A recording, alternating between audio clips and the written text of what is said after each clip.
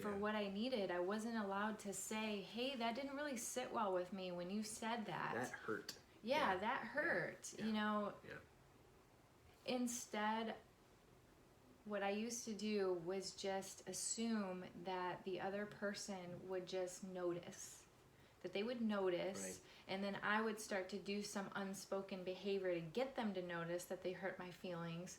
And now I just simply say, you hurt my feelings when you said this, and this is how I took it, this is how it came across, and this is how it felt to me.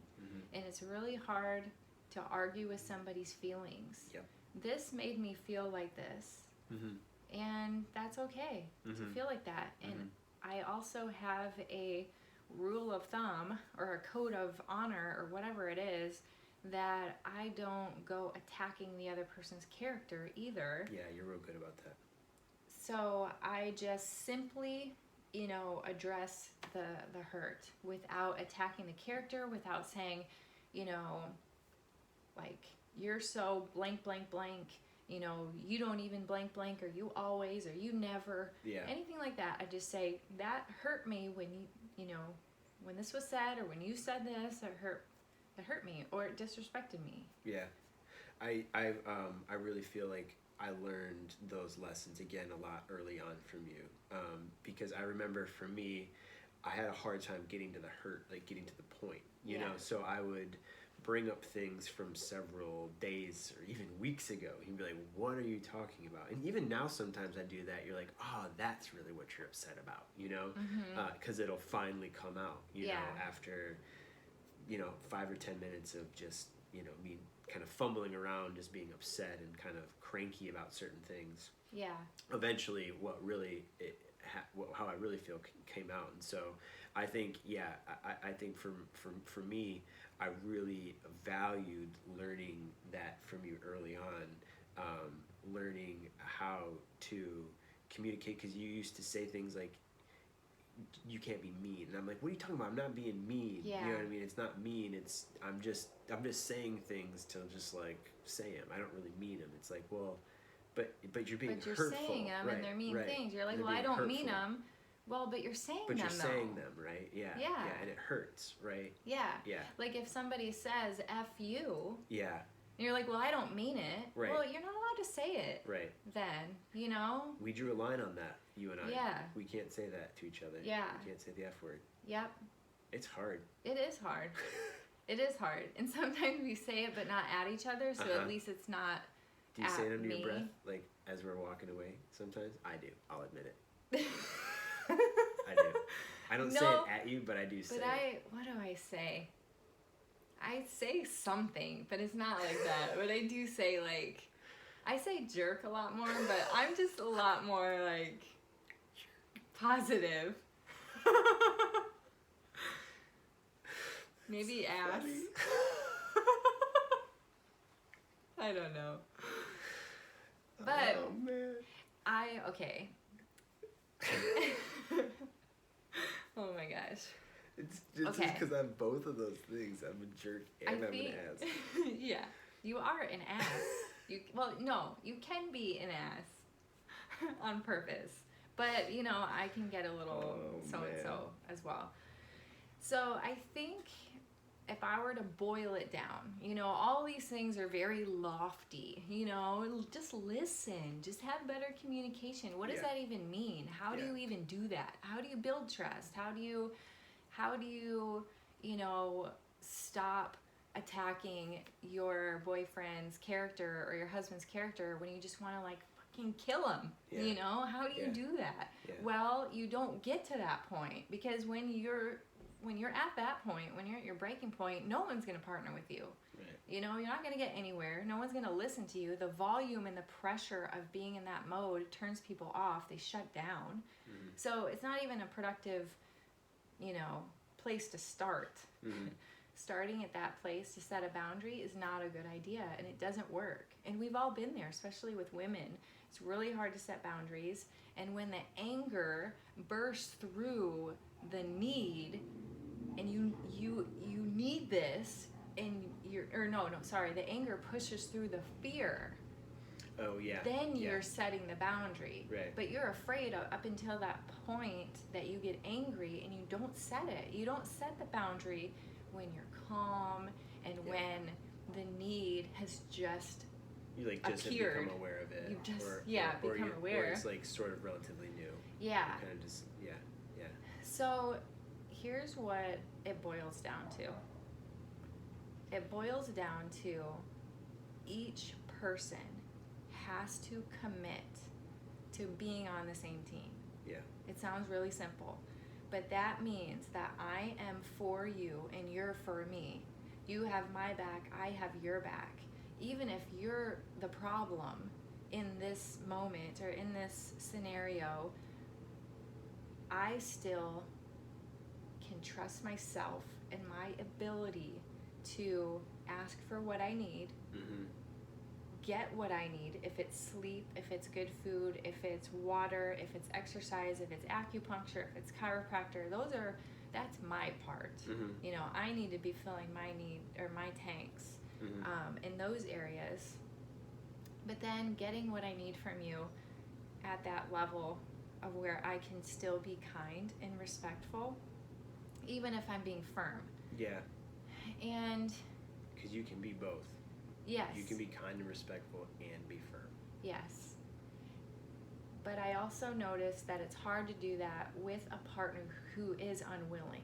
Yes. So then you need a willing Yes. participant Yes. to do that. And if the participant is not willing and it's somebody that you're married to or a legal partnership or a business or even a parent or a sibling that, Family member, right, family yeah. member that you don't Mhm. choose based on their personality, Right. anyone like that, I forgot where I was going with that. You're talking about like you have choice. Yeah, you but before that. approach the partnership. That you're on the same team. On the same team. Got to be an all-star. You just have to, and being a willing participant. Willing participant, right. If the other person is not willing, but you're married or you're in a legal Mhm. partnership or family situation that you have to work together. Right. Or you're in a work situation where you wouldn't have Like a normally business partner or something, picked right, this yeah. coworker or something, right, but now right, you have right. to partner with them. So you can go first. That's what I realized. I can go first and I can start. Somebody has to start. I can start by listening, asking for what I need, apologizing for when, I was leaning away from the mic because I was going to burp. oh, okay, sorry, I'm like, you trying to sound tell me great. something? No, you sound Oh, man. great. I threw you off. I'm Yeah, so that's sorry. okay. You were talking about showing up, being a willing participant. Yes. Okay, so if you have to partner with Yeah. people that Yeah. you work with, Mhm. and you really need this partnership to work, even if honestly it's not really a partnership, but it's a working ship.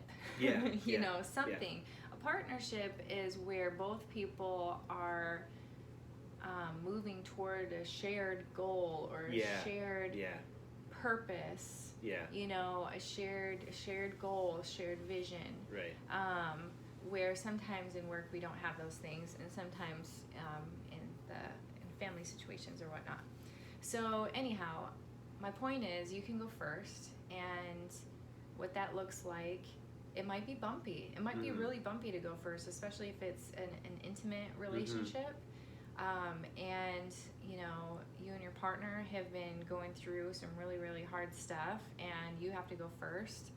It sucks, but I've learned that it works. And if you're gonna go first, then you have to be really committed to being on that team. Like sometimes I think like, oh, okay, I married Ryan. Like I married him. He's my husband. I don't hate him. Like I love him. I'm in love with Ryan.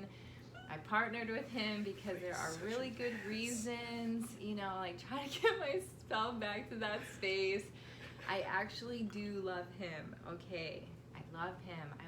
I want good things for him. I don't want him to burn and suffer. Okay. Yes. So finding a place to start, a place of love. I want reconciliation. I want respect. I want this type of relationship. So you have to go first. Yeah. And I'm going to say something that might make it a little bit easier too, and something that we learned. I had heard it before, but we both learned it from that workshop. You can talk about Lux? No. Oh, okay. Yeah. Yeah. So this idea that a relationship, in the sense of, you know, our relationship, our marriage, our, you know, 20-year marriage, oh, that's a big relationship with a lot of baggage, and it's really, you know, like, our relationship is really difficult right now. Our relationship is not fun. Our relationship is awful. Our relationship is happy and fun, and, you know, whatever it is, It's probably all of those things at various points, right? Right. But we interact with our relationships as if it is a separate entity from ourselves. And so it's like the relationship is over there. Like, you and I are going through something, but our relationship is still over there with all the history and all the baggage and all those mistakes and all the wrongdoings, and everything is in there, it lives in there. It's a historical reminder of all of our shit, and it just lives in there. Yeah. And we just tote this relationship around saying, well, it's not fun, it's not this, it's not that. And something that really set me free was realizing that a relationship really doesn't exist, mainly because only the present moment really actually exists. And a relationship is simply instances or moments of relating. Yeah. So what that means is, in this instance right now of you and I relating, can be different than all the other instances, and you can start with this one today or this one right now, and it doesn't have to come with all that history. And also, if I want my relationship to be more fun, then the good news is I can be a space of fun. I can go and fill my tanks, like my fun tanks. What do I need in order to be fun? I need a lot of sleep. I need really good food and water and all that. Maybe I need to go, you know, exercise, and so I can actually build my fun tanks up and then come to you in this moment of relating and bring fun. Right. And be fun, and then the relationship starts to be fun in that moment. Right. And it's just moment by moment. And that really set me free. Yeah. Because it makes the baggage almost non-existent, like disappear. Right, yeah. And I think what I'm hearing you say, and this probably runs parallel to what you're saying, but it sounds like you can make the conscious choice to say, I'm going to bring my best self to the relationship, even if there have been moments where we were relating that I wasn't my best self, or this person wasn't bringing out the best in me, right? Or they weren't being their best self, which wasn't allowing me to be my best self. Yeah. Even when those things happen, you can still bring your best self. Yeah. You can still move forward with what is what you know are like your highest intentions, right? So like you mentioned freedom, I think for you is a big one. If you can feel free in our relationship, exactly. That gives you access to a be part myself. Of yourself that you really love, a version of yourself that you really love. Yeah, free to be silly, free to be myself, free to be, you know, like, just like have weird, you know, silly songs that we sing, or just be, you know, a weirdo and a nerd about stuff.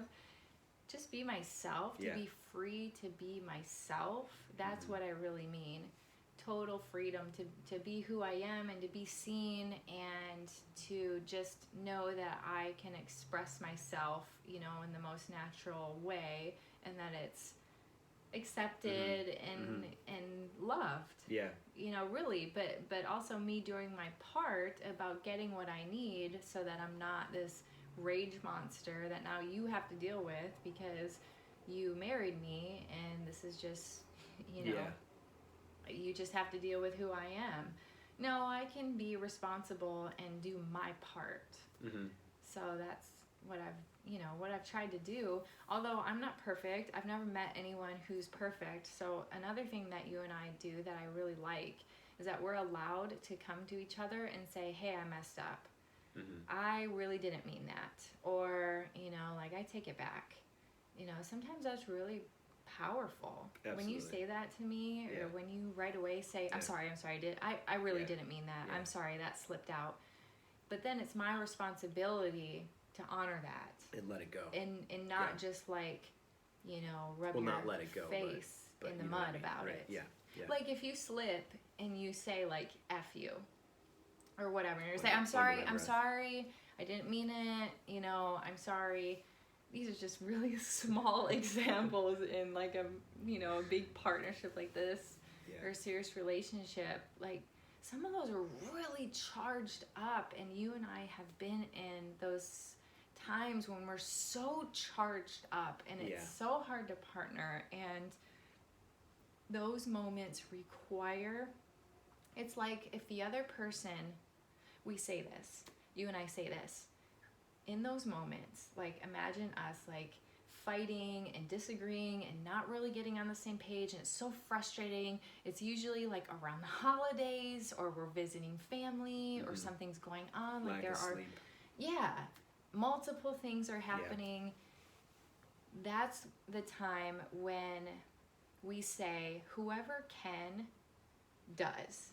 Meaning, whoever can snap out of it and say, and be the first to go, and be the first to say, like, hey, I'm sorry, I didn't really mean that, or hey, can this look a little bit different tomorrow, can we do this instead, or hey, I've been going without, you know, something that I need for the last few days, can I get this?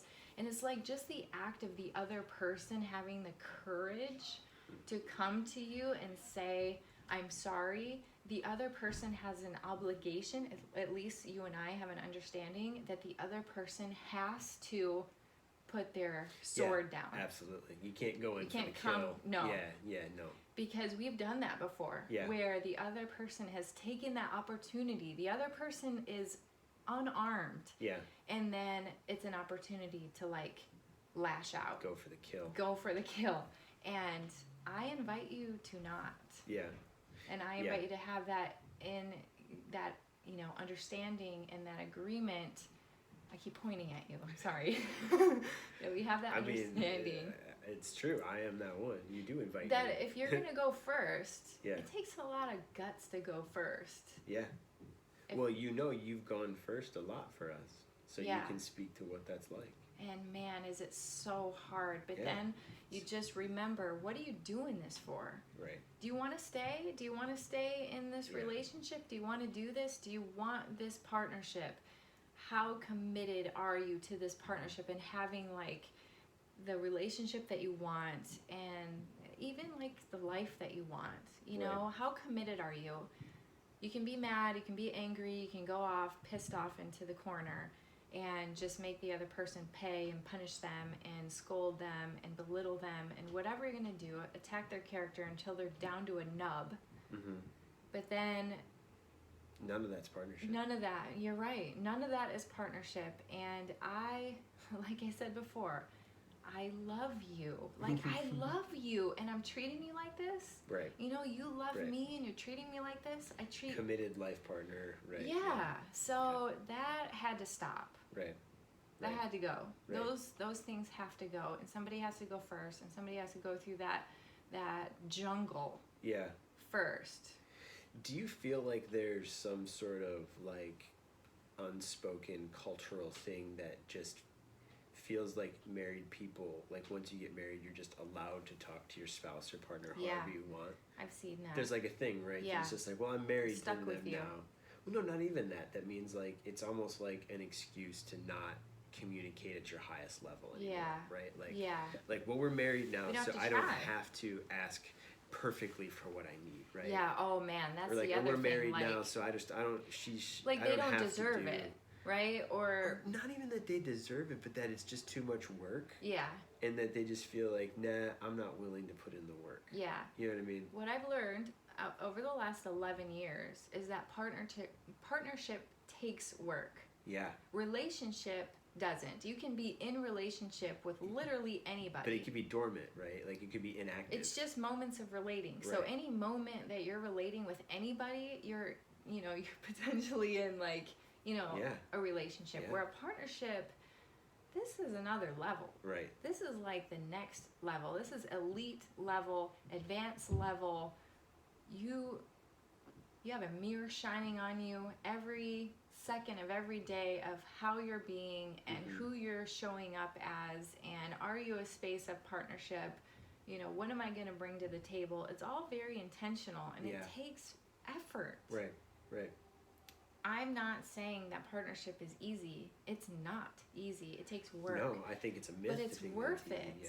It's really worth it. And after a while, especially with the same partner, even if it's not the same partner and you just get really good at partnering with people and, getting them to trust you and, you show them how you want to be treated and all of that, it could also work like that. But to be with somebody that's willing to put in the time, man, partnership can be so quick and smooth after a while. And where we would used to fight about the silliest stuff, the stupidest stuff, and it would take, our fights would last for days. Long time. Some people, they fight for weeks, silent treatment. Yeah.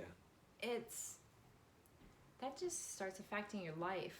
And so what kind of experience do you want? And if you are fighting about those little things like managing the household, who's going to do what? Dishes, I brought up that cooking, before. Accountable. Yeah. It's really good Cleaning. to list out Yeah. who's accountable for this, who's accountable for this. Yeah. And that way, everything is kind of covered.